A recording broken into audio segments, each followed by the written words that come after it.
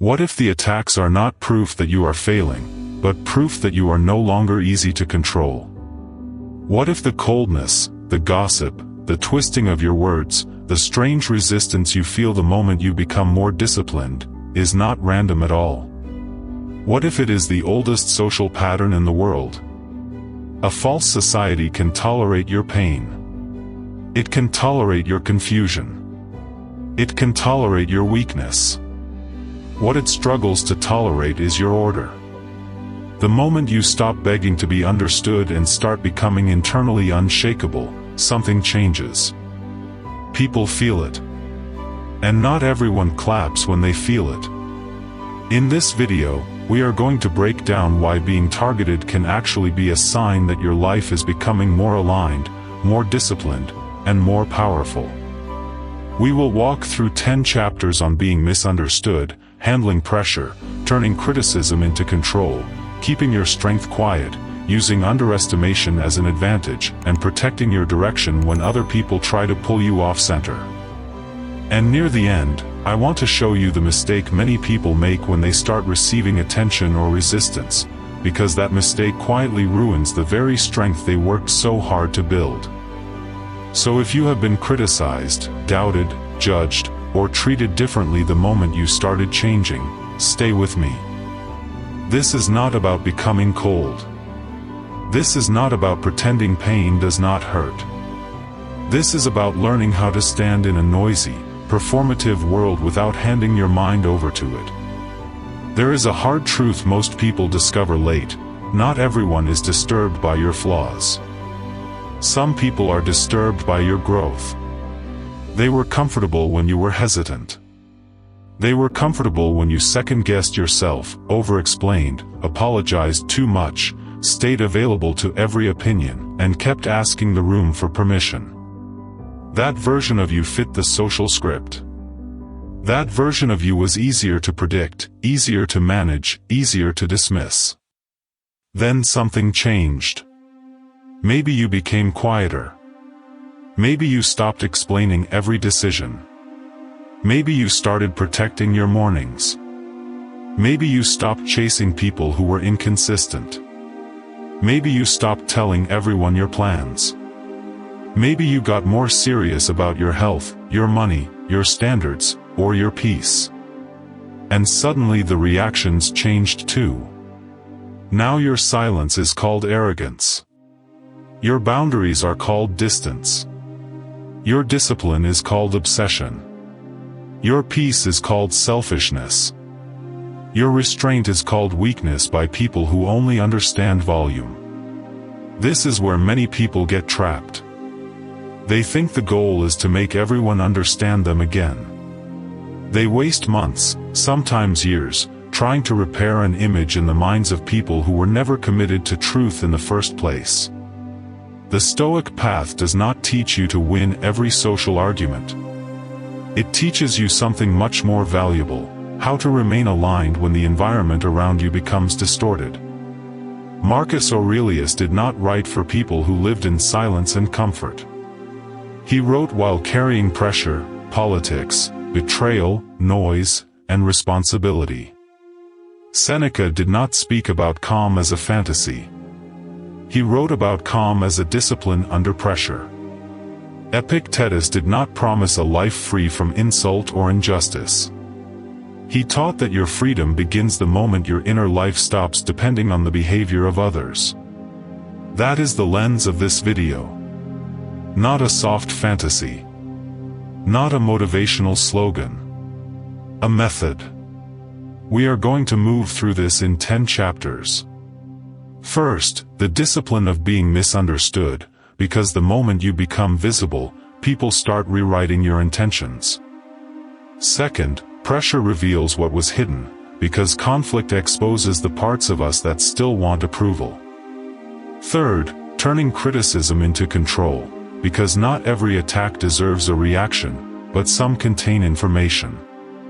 Fourth, strength without display, because real power does not need to announce itself.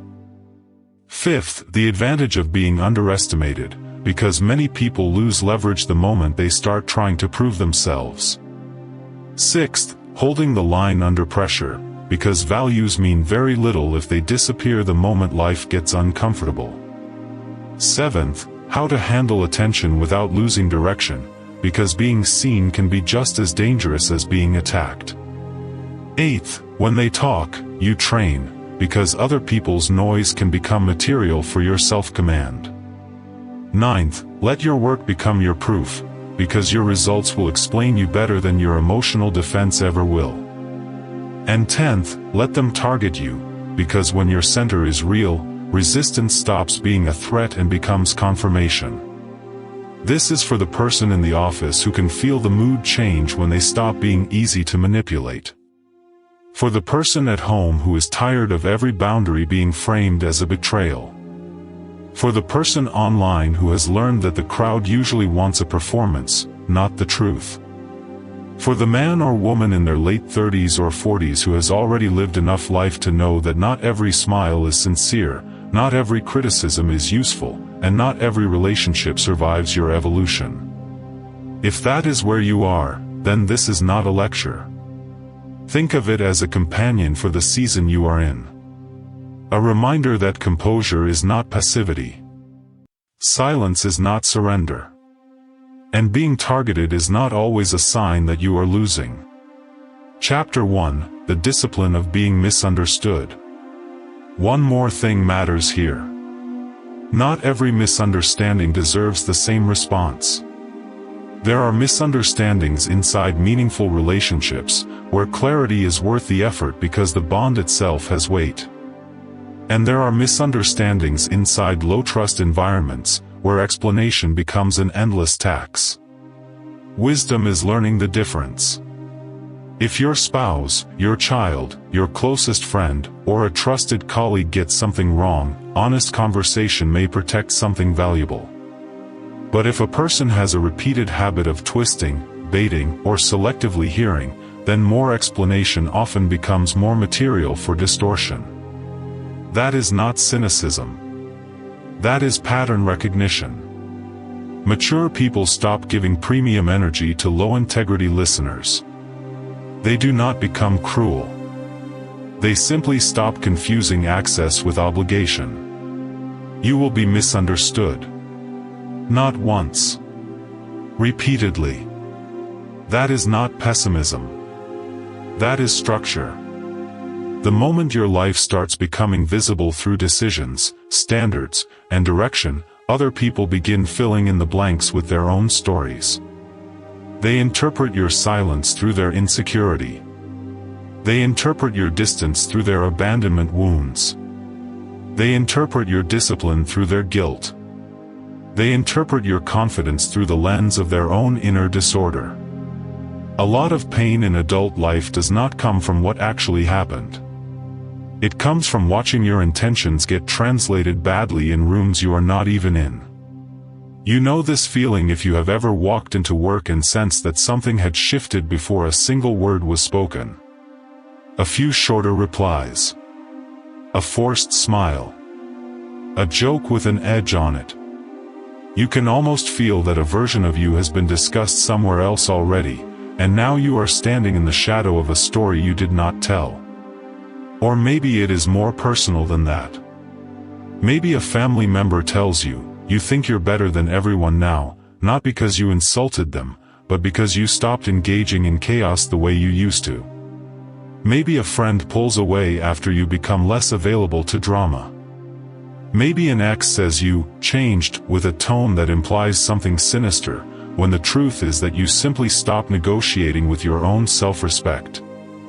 This is the first discipline, accepting that clarity is your responsibility, but your image is not your property. That line matters. You are responsible for speaking truthfully. You are responsible for acting with integrity.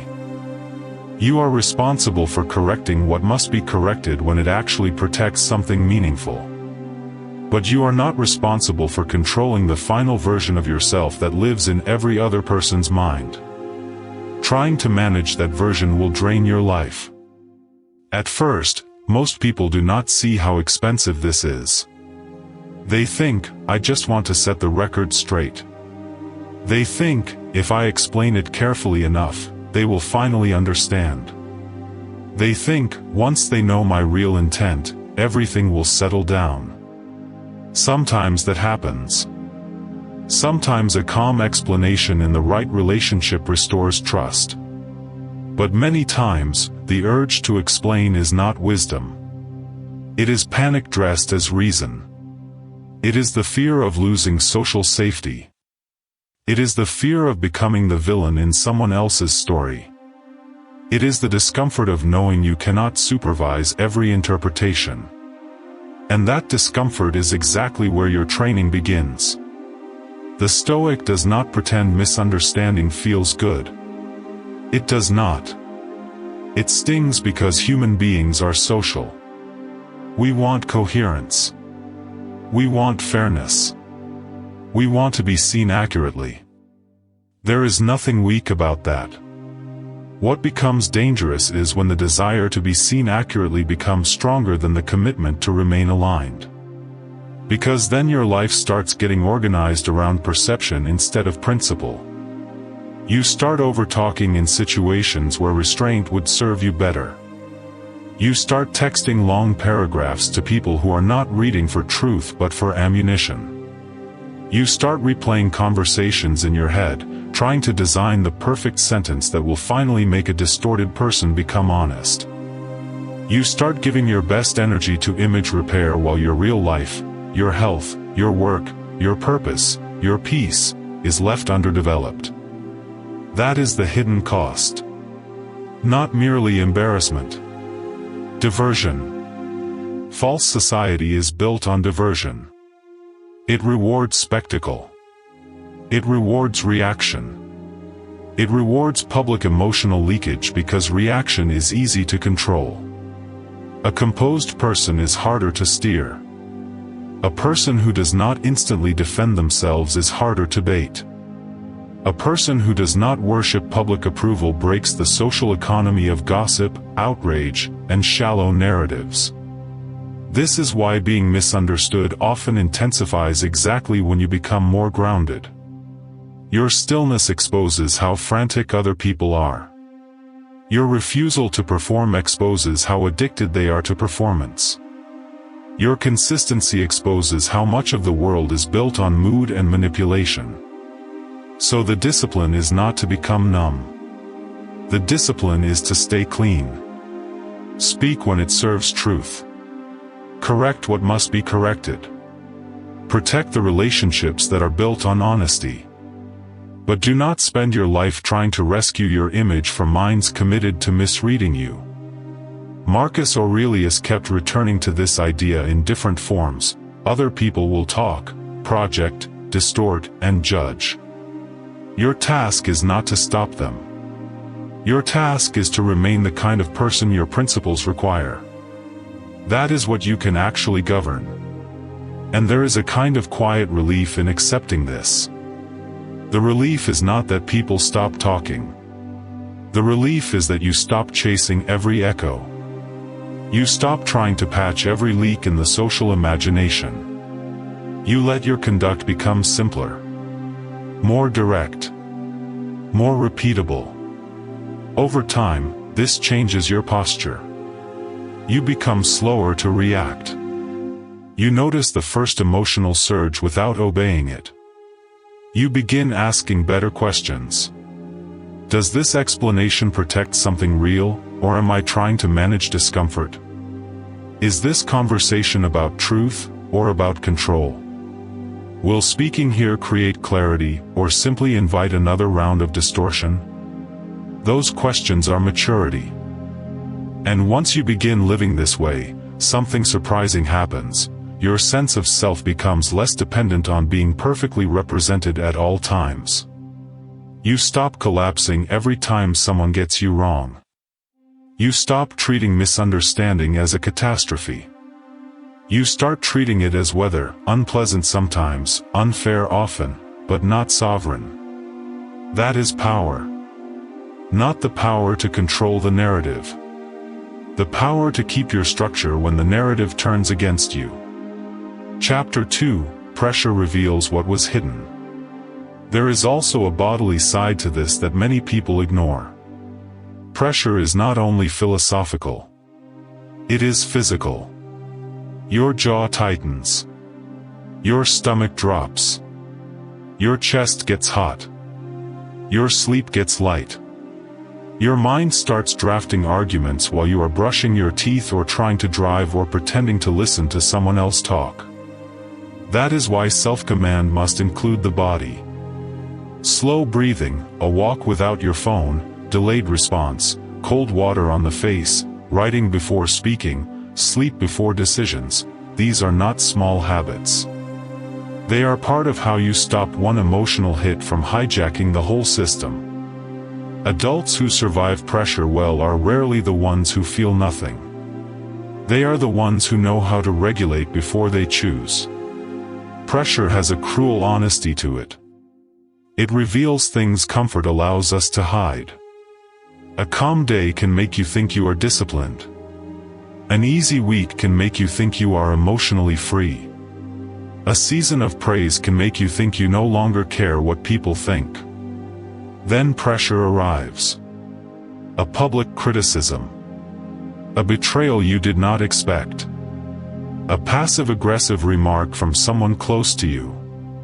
A meeting where your work is minimized. A family gathering where old versions of you are dragged back into the room. A comment section full of strangers confidently describing your character as if they know your soul. And suddenly you meet yourself again. This is why the Stoic does not waste a hard moment.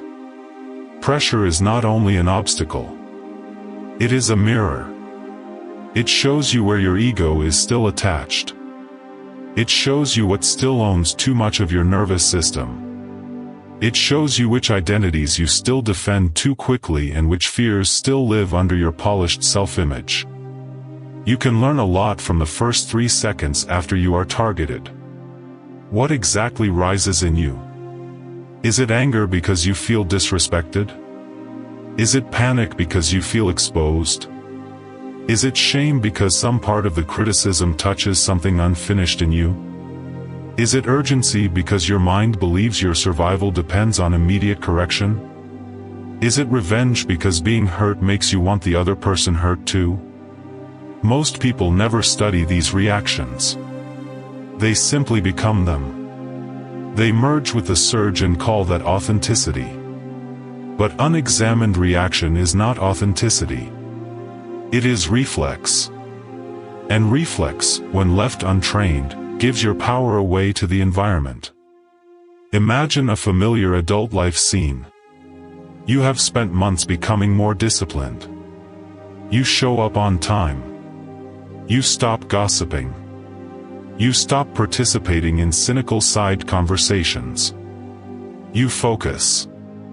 Then one day a coworker casually says, "You've been acting different lately," and the room goes quiet in that strange way rooms do when a social test has just been placed in the middle of the table.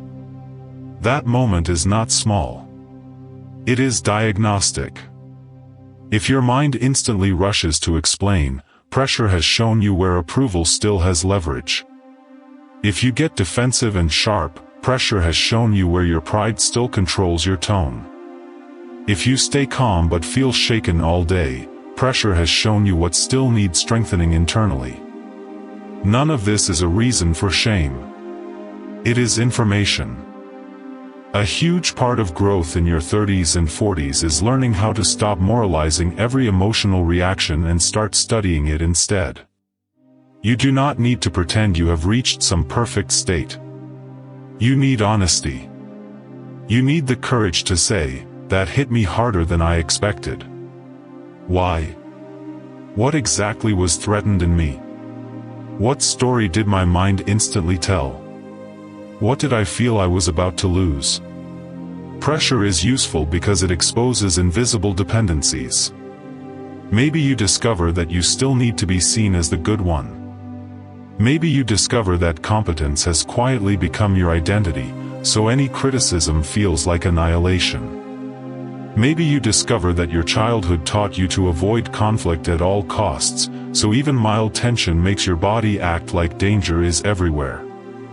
Maybe you discover that you have been calling yourself independent, but your mood is still tied to whether certain people validate your choices. This is why being targeted can become training. It brings hidden attachments to the surface. Seneca often returned to the idea that hardship tests the quality of what we claim to value. It is easy to talk about character in private. It is harder when your character is questioned publicly. It is easy to talk about restraint when nobody is pushing your pride. It is harder when someone wants a reaction out of you. It is easy to speak about self-command when life is orderly. It is harder when your nervous system is asking for immediate release. That difficulty is where the real work begins. Instead of asking, "How do I make this stop?" ask, "What is this exposing?" Instead of asking, "How do I shut them down?" ask, "What in me is still so eager to be cleared by people who may not even care about the truth?" Instead of saying, "I can't believe this is happening," try saying, "Good. Now I can see what still needs refinement." That shift is not passive. It is strategic. The Machiavellian layer of this matters too. In a performative world, pressure is often social theater. People test the edges of your frame to see how easily it can be entered. They watch whether you can be rushed, baited, embarrassed, or emotionally pulled off your axis. A lot of what looks like normal interaction is actually low-level power testing. Not always malicious, but often revealing. When you understand this, you become less naive. You stop assuming every confrontation is about truth. Sometimes it is about status. Sometimes it is about envy. Sometimes it is about someone sensing that your increasing order makes their disorder visible. Sometimes it is simply about a weak person trying to regulate themselves through your destabilization. Pressure reveals them too. It reveals who needs you smaller to feel safe. It reveals who respects you only when you are convenient. It reveals who celebrates your growth in public but resents it in private. It reveals who only liked the version of you that made no demands on their conscience. So do not waste pressure by treating it only as pain. Use it as revelation. That does not mean you enjoy being targeted. It means you refuse to let it pass without learning. You take notes mentally, emotionally, and if necessary literally. You review the moment later. You write down what happened, what you felt, what you wanted to do, what you actually did, and what that taught you. This is how tension becomes refinement instead of residue.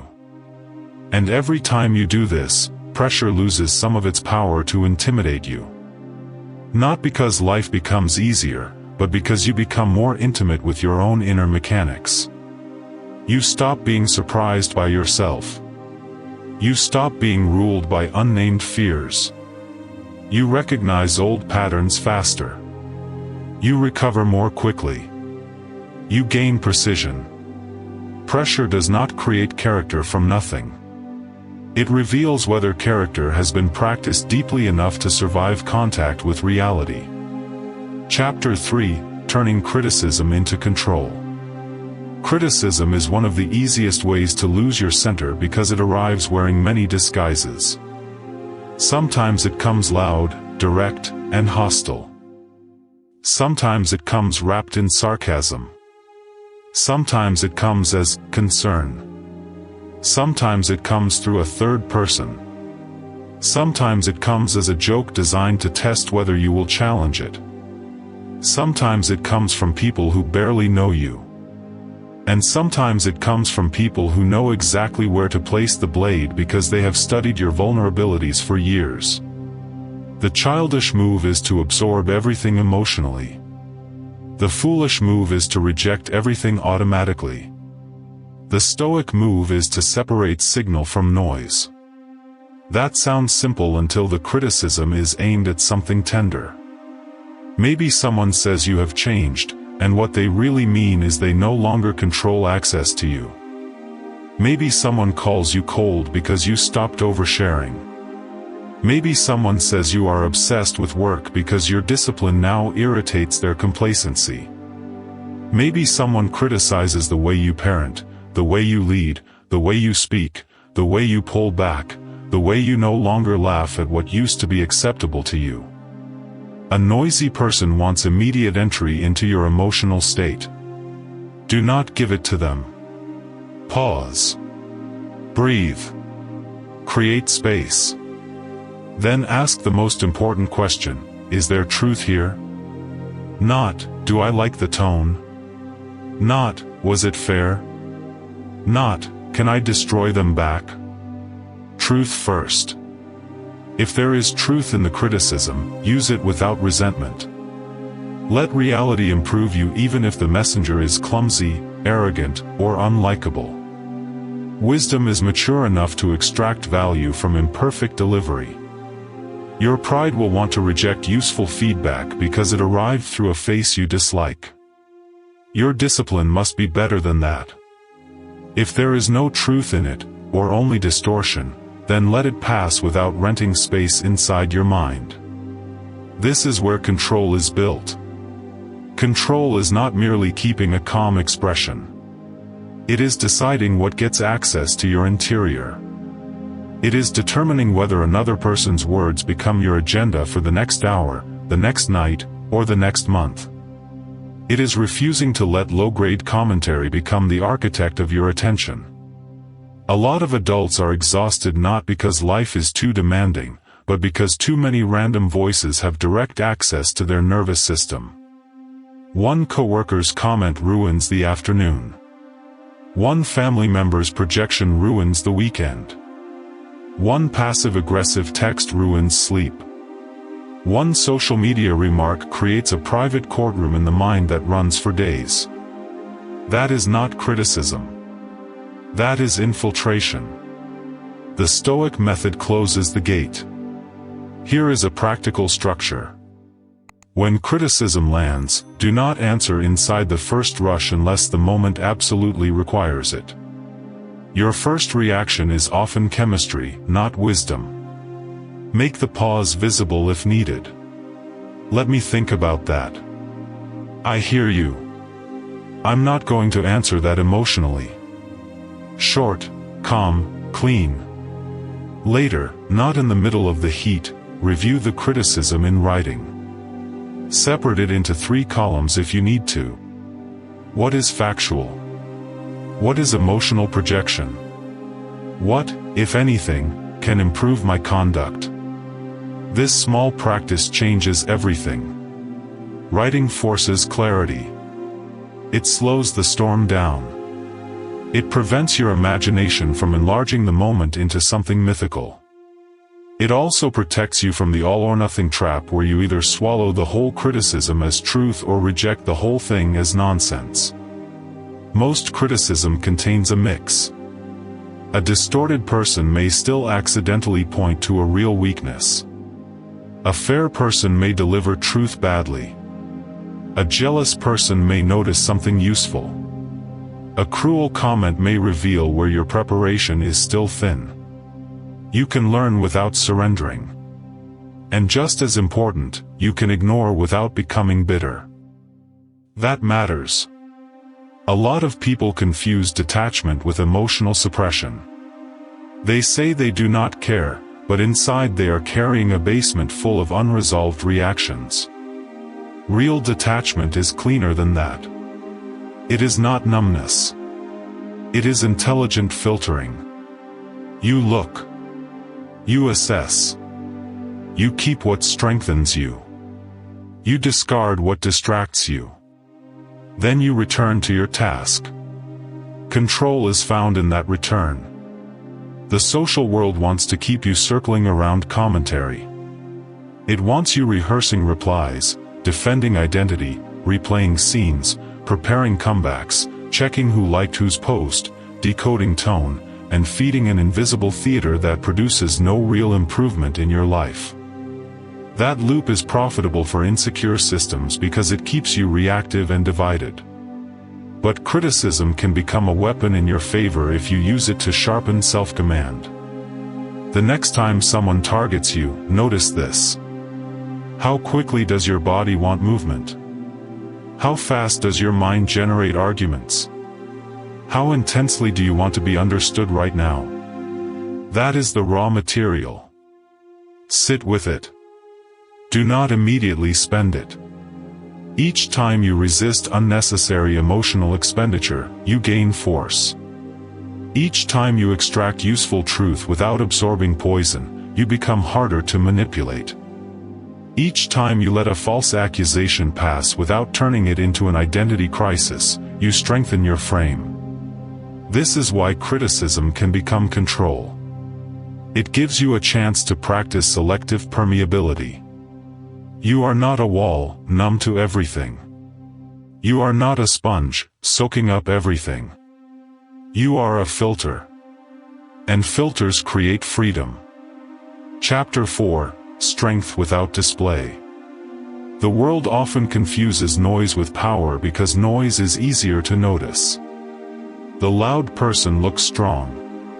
The instantly reactive person looks confident.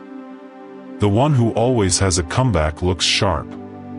The one who dominates the room looks in command. But a lot of this is theater. It is force without depth.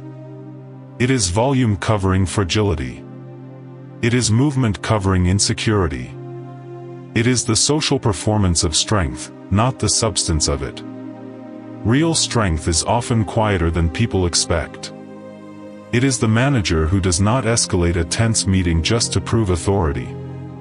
It is the father who chooses steadiness over intimidation. It is the woman who holds her boundary without writing a manifesto about it.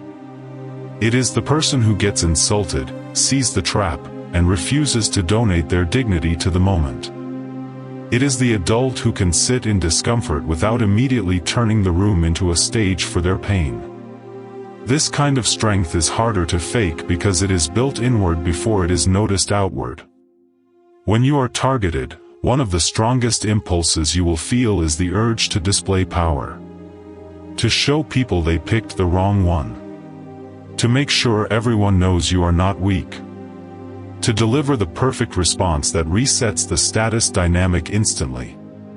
Be careful here. Sometimes directness is necessary.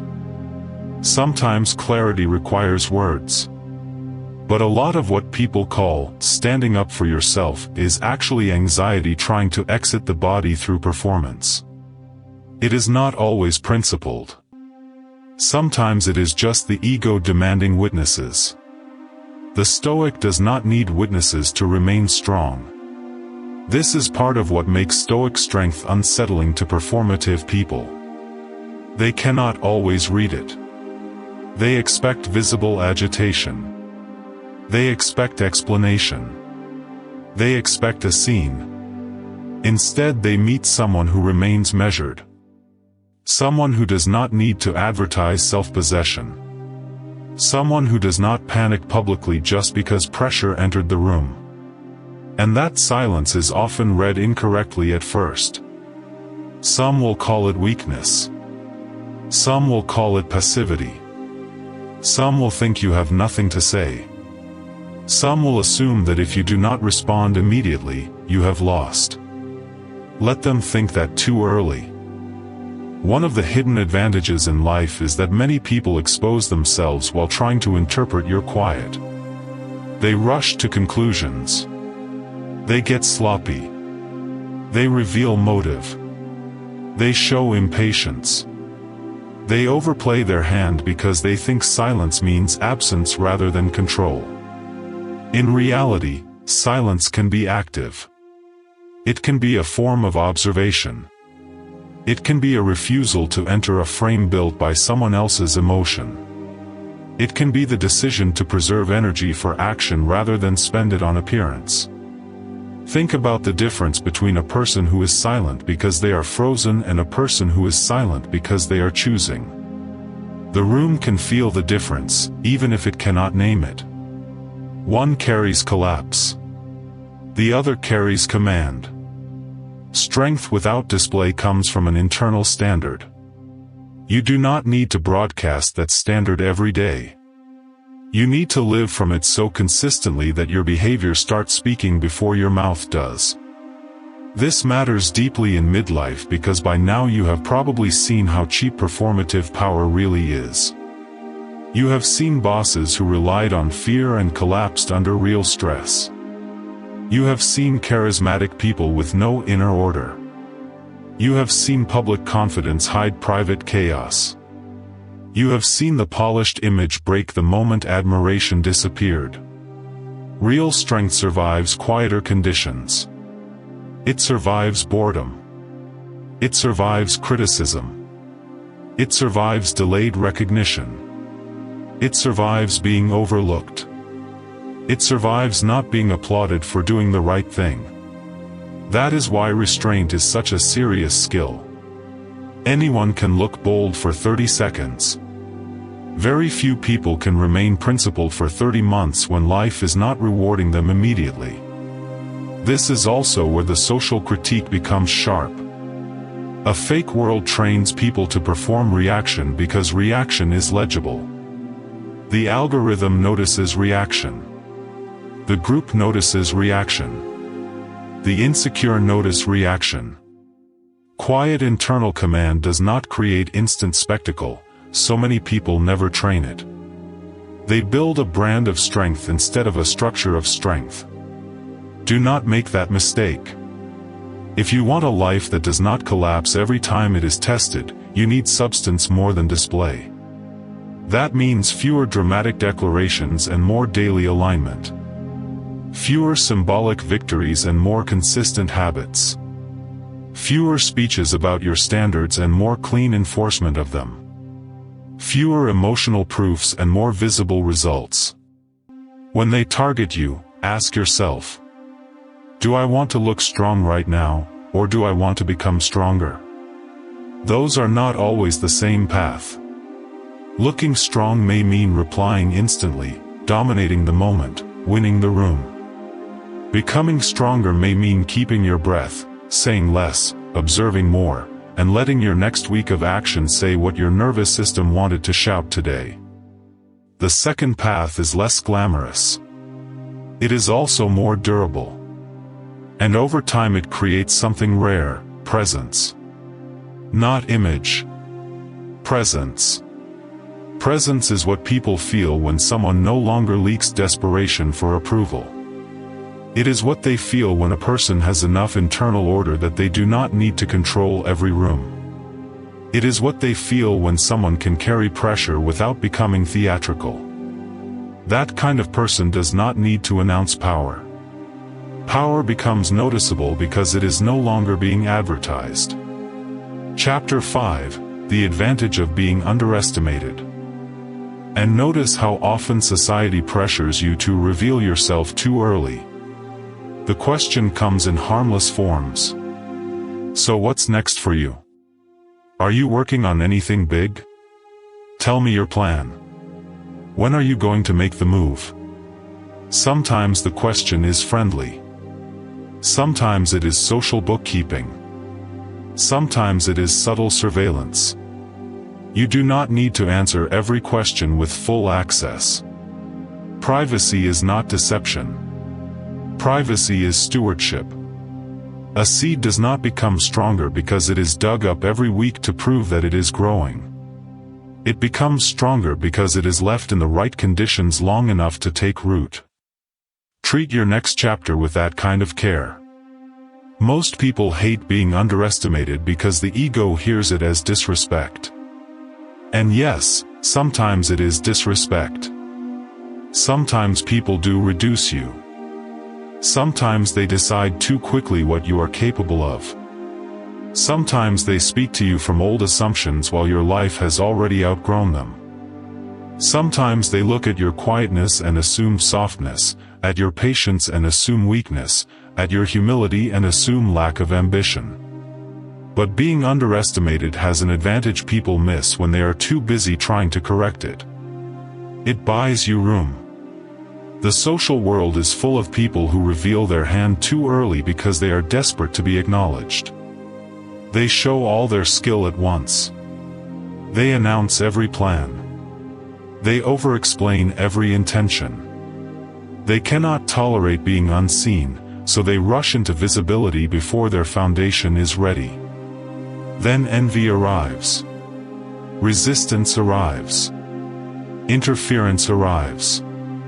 Premature scrutiny arrives. A lot of potential gets ruined not by lack of ability, but by early exposure combined with emotional need. Being underestimated protects you from some of that. If people think less of your depth than reality justifies, let that be shelter while you build. If they think your silence means you have no strategy, let them relax in that illusion while you strengthen. If they think you have peaked already, let them grow comfortable while your next chapter is being constructed quietly. This is not about deception in the cheap sense. It is about not betraying your own leverage through unnecessary self-disclosure. Machiavellian thought, at its most useful, is not simply manipulate people. It is the sober understanding that perception shapes behavior, and naive transparency often invites avoidable resistance. Not every part of your becoming needs to be public in real time. Not every plan benefits from witnesses. Not every dream improves when discussed with people who only know your previous limitations. There is a reason so many adults quietly rebuild after failure instead of narrating every stage aloud. They learn that social energy is unstable.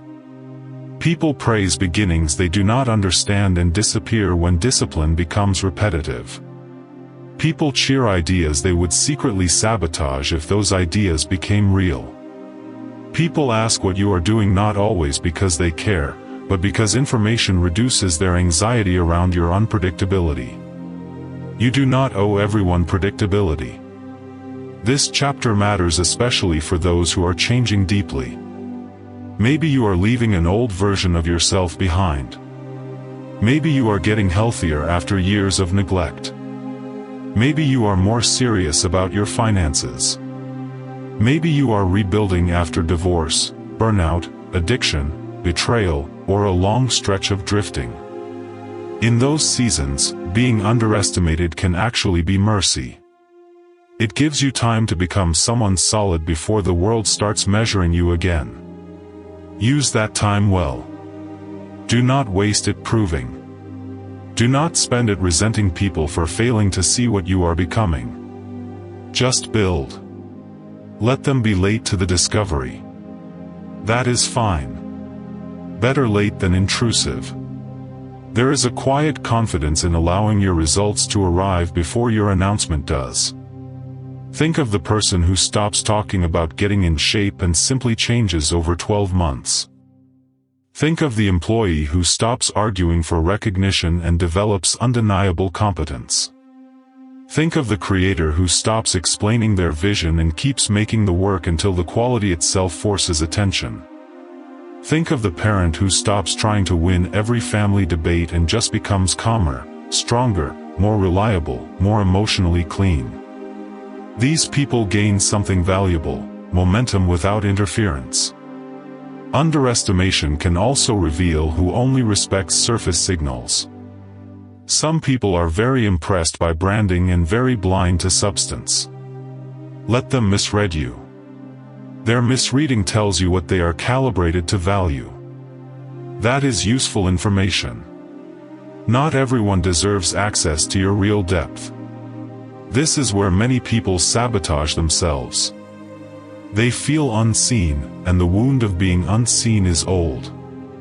So they start oversharing, overperforming, or over-demonstrating. They leak plans before plans have muscle. They defend potential instead of building it. They trade the discipline of becoming for the relief of being acknowledged. Do not do that. Relief is not the same as progress. The relief of being recognized feels good for a moment. The progress of becoming undeniable changes your life.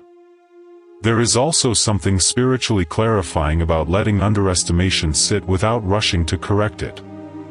It forces you to ask, why do I need them to know right now? What do I think their recognition will give me? Safety? Status? Permission? Closure? Very often, what we are really asking for is emotional insurance. We want our becoming validated before we have fully embodied it. But the stronger path is to let embodiment come first. This is Stoic because it returns power to action. This is strategically mature because it preserves leverage. And this is humane because it frees you from the exhausting need to be instantly legible. Let people discover you slowly. Let your consistency outpace their assumptions. Let your next season interrupt the stories they told about your limits. Being underestimated is frustrating if your identity depends on immediate recognition. It becomes an advantage when your identity is anchored in patient construction. Chapter 6: Holding the Line Under Pressure. Values are easy to admire in theory and expensive to hold in real life. Almost everybody says they believe in honesty, discipline, self-respect, restraint, and inner peace. But pressure reveals the price tag attached to each one. It is one thing to say you value peace when nobody is insulting you. It is another to keep your peace when someone knows exactly how to provoke the old version of you. It is one thing to talk about integrity when truth is convenient. It is another when truth costs social approval, comfort, access, or image. Holding the line means your values do not evaporate the moment life becomes difficult. That sounds obvious. It is not. Many people do not break under pressure because they lack intelligence. They break because pressure creates emotional urgency, and urgency makes compromise feel reasonable. Just this once. I need to defend myself. I need to say something. I need to match their energy so they understand. I need to show them who they're dealing with. That internal language is where lines begin to move. A line rarely collapses all at once. Usually it erodes. You answer one message you should have left alone. You explain one boundary too many times. You re-enter one dynamic you already knew was corrosive. You betray one small standard because the discomfort of holding it feels heavier than the guilt of abandoning it. Then later you wonder why your center feels weaker. The answer is usually simple: repeated self-betrayal. This chapter is not about rigid perfection. It is about remembering that self-respect is cumulative. Every time you hold the line, your nervous system learns that discomfort does not require surrender. Every time you fold unnecessarily, your nervous system learns that pressure can buy access to your principles. Think about everyday adult examples. You said you were no longer available for late-night emotional chaos, then answered the 1:14 a.m. message anyway. You said you would stop gossiping at work, then joined in because the social pressure felt awkward. You said you would not explain your boundary for the 10th time, then delivered another speech because silence felt too tense. You said you wanted a calmer home, then let one person's mood determine the atmosphere again. These are not small moments. They are training moments. Holding the line means staying in contact with the standard you chose before the emotion arrived. This is why routines matter. Under pressure, you do not rise to your ideals. You fall to your preparation. If your values only exist as abstract preferences, pressure will negotiate them away. If they exist as practiced behaviors, pressure may shake you but it will not own you. So build the line concretely. Know what you do when conflict enters the room. Know what you no longer explain. Know what kind of disrespect gets one clear answer and then distance. Know what habits protect your clarity when emotions run high. Know how you recover after a destabilizing interaction. Know what you return to: walking, writing, training, prayer, silence, work, sleep, breath, solitude, so the external event does not become the center of your identity. A line is easier to hold when it is already named. There is also something deeply mature about accepting that holding the line often feels lonely in the moment. The crowd usually rewards flexibility when flexibility serves their comfort. It rarely applauds quiet principle in real time. In fact, when you hold a boundary, some people will act as if you created the problem simply because you interrupted a pattern that benefited them. That is part of the test.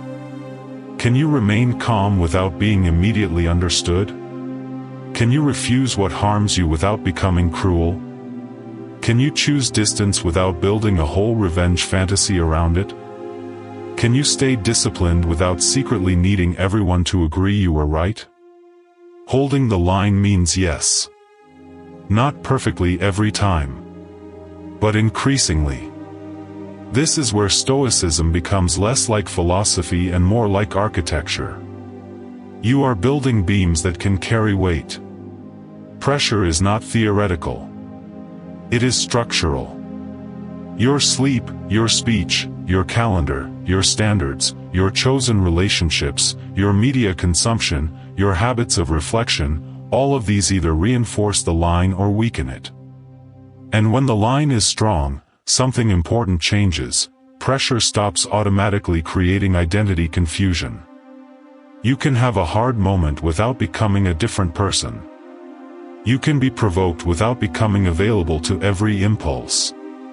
You can be hurt without calling your values unrealistic. That matters.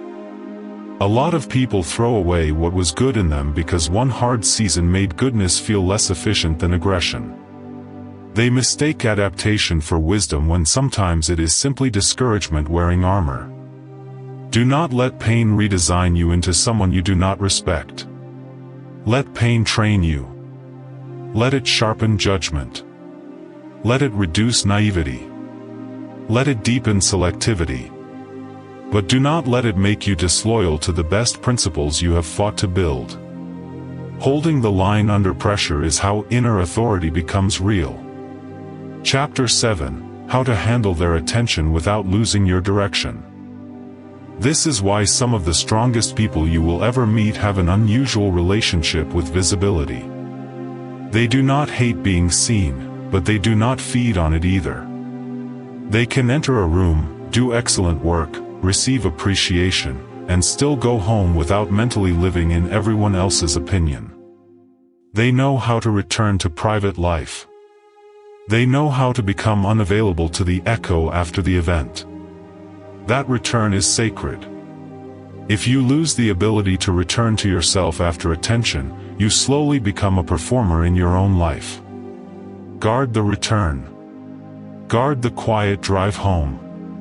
Guard the walk after the meeting. Guard the morning after praise. That is where direction is either preserved or surrendered. Not all pressure comes in the form of rejection. Sometimes the test begins when attention arrives. This surprises people because attention feels flattering at first. You finally get noticed. People ask questions. They watch you more closely. They comment on your progress. They speculate about your choices. They suddenly care what you are doing, where you are going, who you are with, why you changed, how you built what you built, and whether your new level is permanent. But attention is not automatically respect. And visibility is not automatically safety. In fact, attention can become one of the most destabilizing forces in adult life because it tempts you to start living through the gaze of others. Once that happens, your direction gets replaced by performance. Maybe you know this pattern. You start doing better physically, financially, emotionally, or professionally. Then you notice people watching. Not always maliciously. Sometimes with curiosity.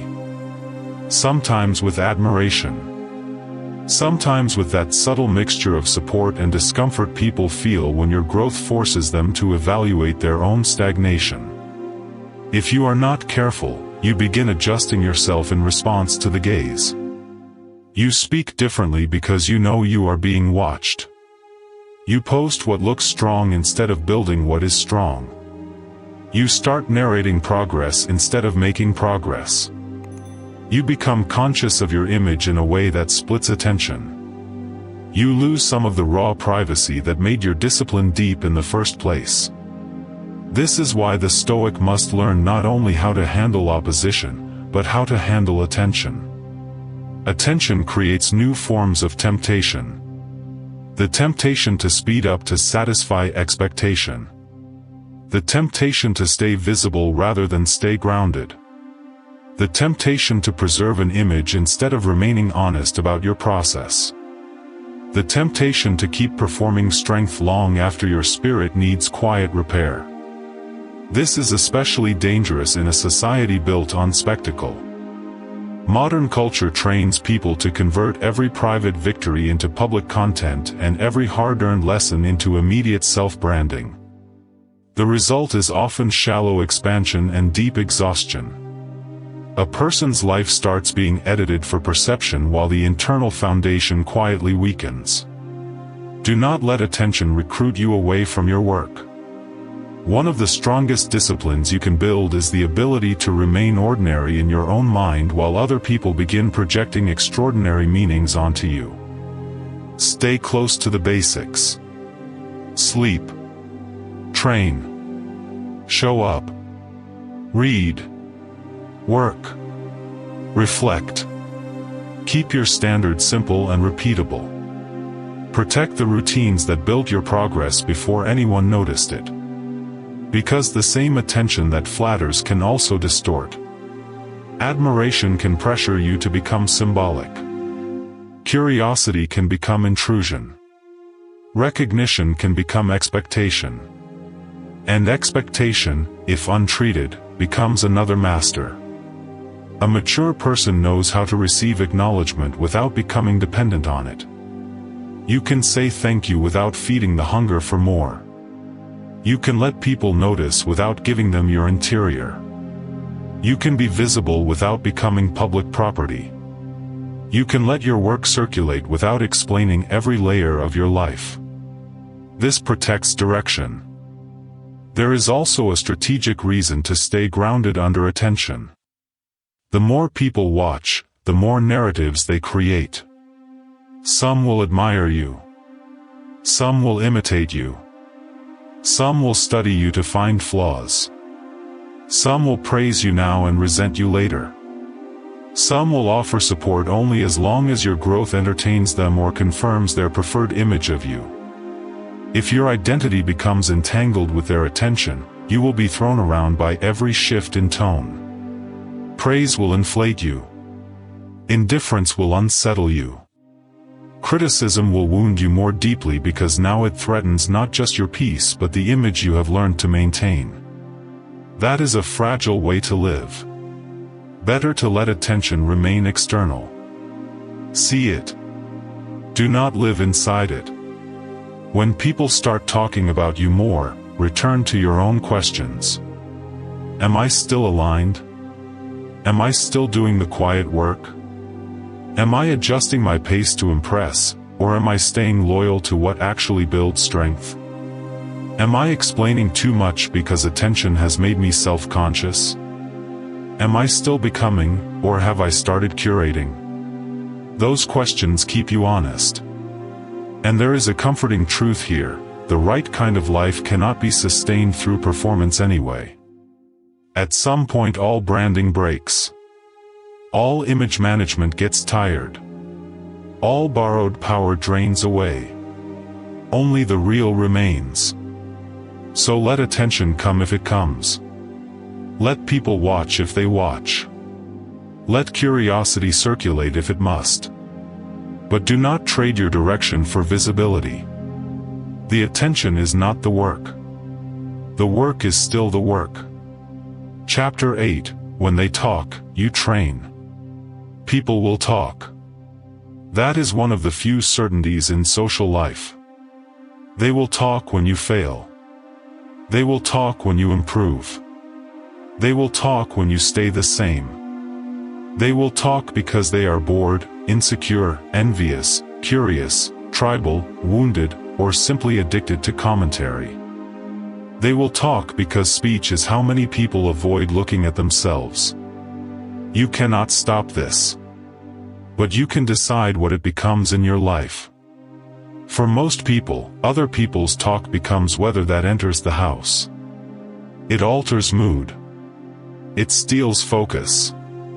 It shapes self-perception. It creates unnecessary urgency. A rumor becomes a private emergency.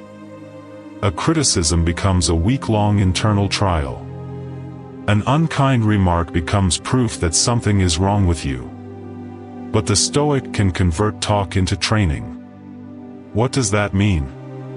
It means every time commentary appears, you practice non-automatic response.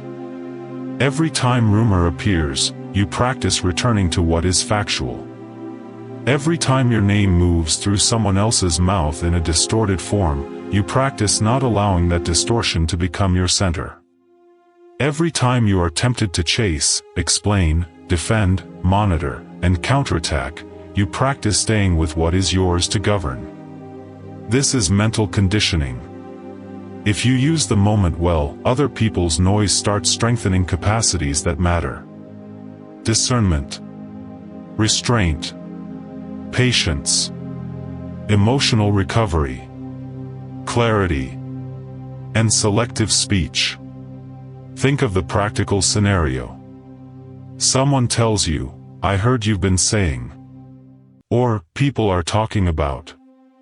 Immediately the nervous system wants details. Who said it? Exactly what did they say? Who else heard it? Should I call them? Should I confront this now? Should I fix this before it spreads? Sometimes immediate action is necessary if something concrete must be addressed. But many times what spreads is not truth, it is appetite. Appetite for spectacle. Appetite for reaction. Appetite for seeing whether they can pull you into an arena that wastes your strength. Training begins when you refuse to let appetite set your schedule. Instead of chasing instantly, slow the moment down. What is confirmed? What actually matters here? What outcome am I trying to produce? Am I protecting something real, or am I trying to stop the discomfort of being talked about? That last question is hard, because the discomfort is real. Nobody likes becoming subject matter. It can feel dehumanizing. But if every instance of social noise gains full access to your attention, you will never build a stable inner life. You will remain available to the crowd, and the crowd never finishes. Training also means studying patterns. Who always brings you rumor? Who arrives with information but no wisdom? Who seems energized by tension? Who presents themselves as helpful while quietly feeding the fire? Who asks innocent questions that are really fishing for access? This is not paranoia. It is adult discernment. A surreal social world often operates through masks. Concern masks control. Curiosity masks envy. Advice masks superiority. Just being honest masks cruelty. I'm only telling you this because I care masks the thrill of carrying poison with permission. When you grow more perceptive, you stop taking every delivery at face value. You listen not only to words but to motive, timing, pattern, and effect. That perception is part of training too. And then there is the inner layer. When they talk, what do you hear internally? Do you hear, "I need to prove myself"? Do you hear, "I am in danger if people see me this way"? Do you hear, "I must correct this or I will disappear socially"? Do you hear old childhood panic, the fear of being cast out, mocked, or turned into the problem? Good. Study that. Because if other people's talking awakens old emotional injuries, then the moment is giving you material. Not pleasant material. Useful material. Now you know where the nervous system still believes social distortion equals existential threat. Now you know where self-trust is not yet complete. Now you know where healing and discipline must work together. This is why I say when they talk, you train. Not because their behavior is admirable, but because your response can become intelligent. You train your mouth to speak less and cleaner. You train your mind to sort fact from fiction. You train your body to survive a surge without obeying it. You train your standards to remain intact while noise passes. You train your schedule not to collapse around commentary. You train your identity not to become hostage to rumor. The result is not indifference in the shallow sense. The result is command. And command makes you harder to manipulate because the social world quickly learns when it cannot easily direct your energy anymore. People may still talk, but your life is no longer organized around their talking. Your task remains your task. Your center remains your center. Their noise becomes background rather than architecture. Chapter 9, Let your work become your proof. And be patient with how slowly proof accumulates. This is where many people get discouraged. They think, I have been consistent for 2 weeks. Why are they still misreading me? Or, I changed my behavior last month. Why is the old story still following me? Because stories lag behind reality. Human beings are slow to update. Some are not paying enough attention. Some do not want to update because your growth forces them to revisit their judgment. Some only notice change once it becomes impossible to ignore. Let time do part of the speaking for you. Quiet evidence compounds. It may feel invisible at first, but over months and years it becomes very hard to argue with a life that is clearly more ordered than it used to be. At a certain point in life, explanation stops being the best use of force. Not because words are useless. Not because truth does not matter. But because there comes a stage where the most honest thing you can do is build so consistently that your life starts answering for you. This chapter is not glamorous, but it is one of the most important. Because many people lose years in the courtroom of perception. They keep preparing cases, collecting evidence, replaying misunderstandings, trying to secure a verdict that finally clears them in the minds of others. And while they are doing that, the seasons move. Opportunities pass. Health declines. Work remains unfinished. Inner life weakens. Meanwhile, the stronger path was available the whole time. Return to the work. Return to the habit. Return to the standard. Return to the routine. Return to the project. Return to the way you speak, live, parent, lead, train, save, create, heal, and carry yourself. Let repetition say what reaction cannot. People trust patterns more than statements anyway. You can explain yourself beautifully and still be doubted. But a year of consistent behavior has a weight argument rarely carries. Clean work has weight. Quiet reliability has weight. Emotional steadiness has weight. Dignified restraint has weight. Repeated integrity has weight. This is why your work must become your proof. If they call you unstable, become more stable. If they call you selfish because you built boundaries, become more quietly generous where it actually matters. If they call you weak, become more disciplined. If they say you are all talk, talk less and build more. If they misunderstand your withdrawal, let time reveal whether your withdrawal was wisdom. If they question your character, let your conduct outlast the cycle of opinion. This is not revenge through success in the cheap sense. It is reality through consistency. There is a profound calm that enters life when you stop trying to win through immediate interpretation and start winning through undeniable pattern. You sleep better. Your speech simplifies. Your attention returns. Your emotional life stops being pulled into every temporary social weather system. You become more interested in substance than in commentary about substance. And yes, some people will still cling to their story even as your life disproves it. Accept that. Not everyone is persuadable. Some people are more committed to the role they assigned you than they are to reality.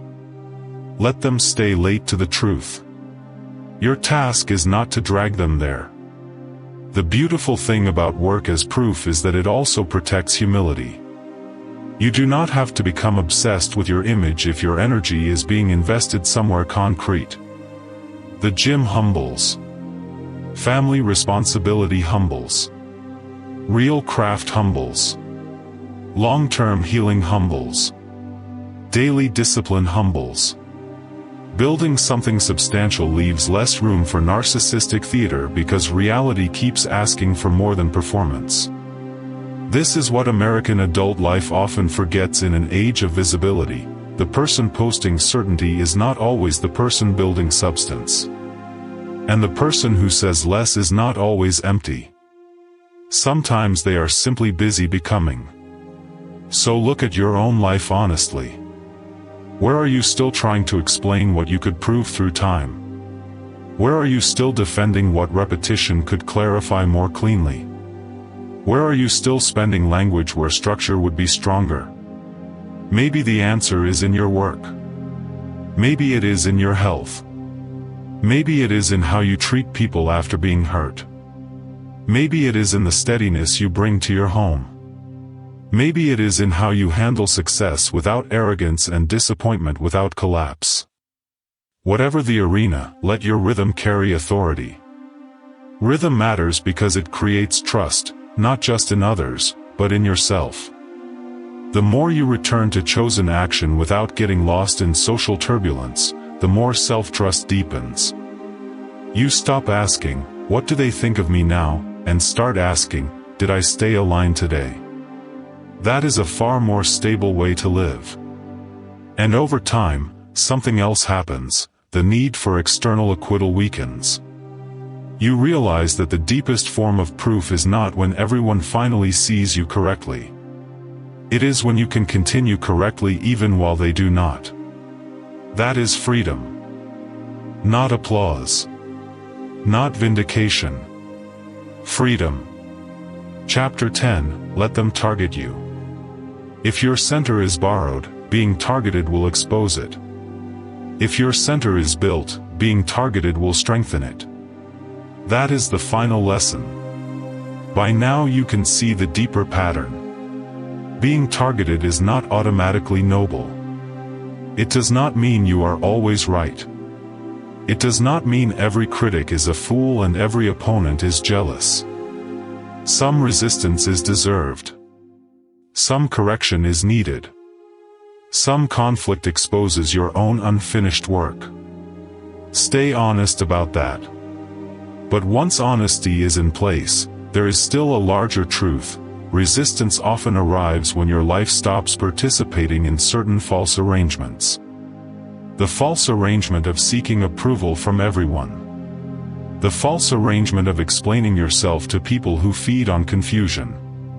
The false arrangement of performing accessibility while your spirit is exhausted.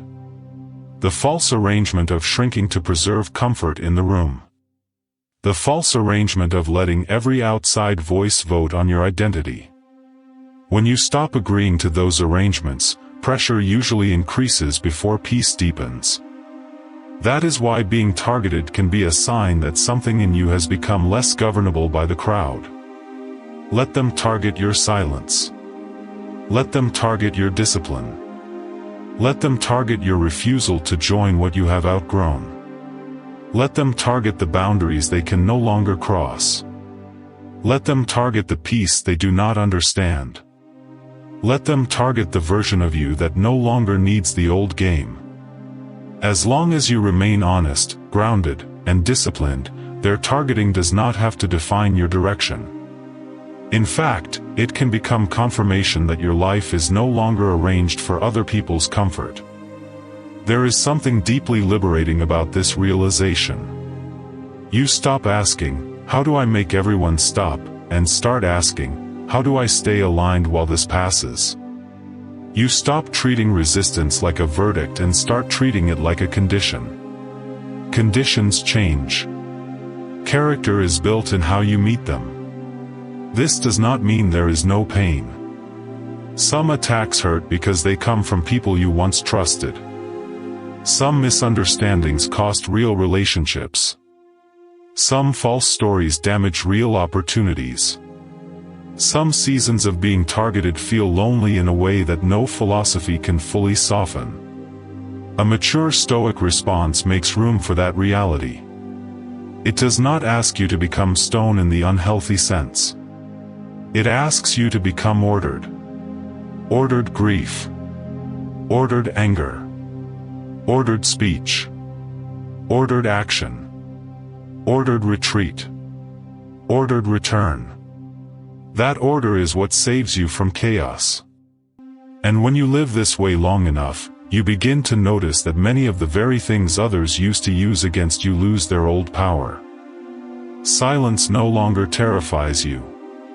Criticism no longer instantly rearranges your identity. Attention no longer seduces you so easily. Underestimation no longer insults you the same way. Pressure no longer automatically means emergency. Being talked about no longer feels like a command. You become less dramatic internally, and because of that, more formidable externally. This is what quiet strength looks like in real life. Not the absence of conflict. Not the absence of pain. The absence of surrender. So yes, let them target you, if by that we mean let reality reveal whether your center is real. Let the misunderstanding come and test whether your identity still depends on being perfectly represented. Let the criticism come and test whether you can extract truth without swallowing poison. Let the pressure come and test whether your values are practiced or merely admired. Let the attention come and test whether you can stay close to your work. Let the underestimation come and test whether patience is stronger than ego. Let the noise come and test whether your rhythm is real. Every one of these is training if you use it correctly. And here is the open loop I promised at the beginning, the mistake many people make once they start receiving resistance or attention. They abandon the very practices that made them strong because they become emotionally preoccupied with how they are being perceived. They stop sleeping well. They stop training. They stop doing the quiet work. They start monitoring, proving, checking, comparing, explaining, reacting. In other words, they surrender their process to the pressure. Do not make that mistake. Protect the process more fiercely once resistance appears. Double down on sleep, clarity, work, prayer, writing, discipline, recovery, selective speech, and honest self-review. When the world gets louder around you, your inner life must get cleaner, not noisier. That is how you win. Not by crushing everyone. Not by proving something to every critic. Not by controlling every narrative. You win when your response becomes stronger than their provocation. You win when your order outlasts their noise. You win when you keep your values under pressure. You win when you keep building while others keep talking. You win when your life becomes less available to manipulation. You win when what they meant to use against you becomes the exact thing that matures you. And perhaps most importantly, remember that the point is not to become emotionally unreachable. The point is to become emotionally governed. There is a difference. Unreachable people often become cold, brittle, and secretly lonely. Governed people stay open to truth, love, loyalty, and meaningful correction. but they stop letting chaos dictate their reactions. They do not shut down their humanity. They organize it. That is the kind of strength that lasts. The kind that can still love without being naive, still speak without leaking power, still forgive without removing standards, and still move through a false world without becoming false in return. So let us bring it together. You do not need to control every opinion to stay clear. You do not need to answer every attack to remain strong. You do not need immediate recognition to keep building. You do not need attention to validate direction. You do not need a flawless social image to live with integrity. What you need is structure. The discipline to be misunderstood without abandoning yourself. The honesty to let pressure expose what still needs work. The discernment to separate useful criticism from emotional noise. The restraint to carry strength without performing it. The patience to use underestimation as shelter instead of insult. The courage to hold the line when discomfort asks for compromise. The steadiness to handle attention without becoming theatrical. The awareness to turn other people's talk into your training. The humility to let your work become your proof. And the maturity to understand that being targeted is sometimes the price of no longer being easy to control. If this message found you in a season where people are misunderstanding you, resisting you, or testing you, do not rush to conclude that you are on the wrong path. Look deeper. Ask better questions. Protect your rhythm. Stay honest. Stay disciplined. Stay human. And keep becoming the kind of person whose center is not for sale. If this spoke to something real in your life, take a second and write one line in the comments. What have you learned about yourself the last time you were misunderstood or criticized? And if you want more videos like this, not just inspiration, but practical Stoic guidance for living with clarity, restraint, and quiet strength in a noisy world, subscribe to StoicCraft and stay with us. Until the next one, say less, stay aligned, and let your life do the talking.